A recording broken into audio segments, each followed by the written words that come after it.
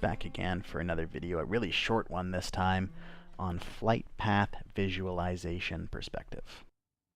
Some of this stuff might seem a little bit silly or obvious at first, but in order to really understand intercept geometry, we have to start with the basics. So what we're going to do is look at how an intercept can be displayed and visualized, and there's three ways that that's done.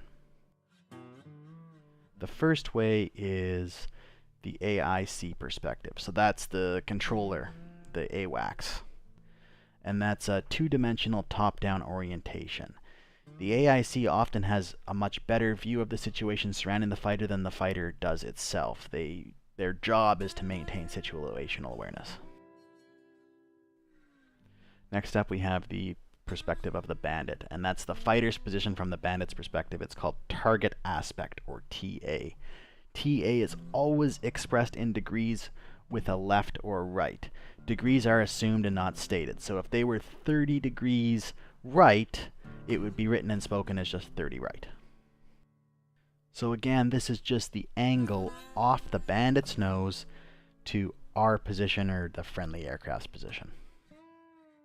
Next up we have the fighter's view, which is the antenna train angle, and that's the opposite of the target aspect. That is the perspective from our nose to the bandit.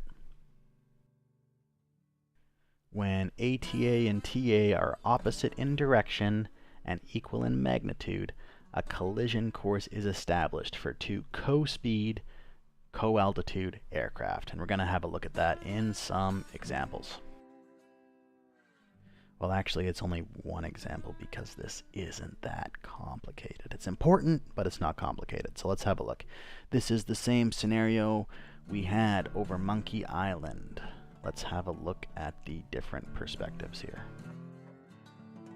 So the aspect of both fighters, they're both hot on each other. They're both in the green zones there.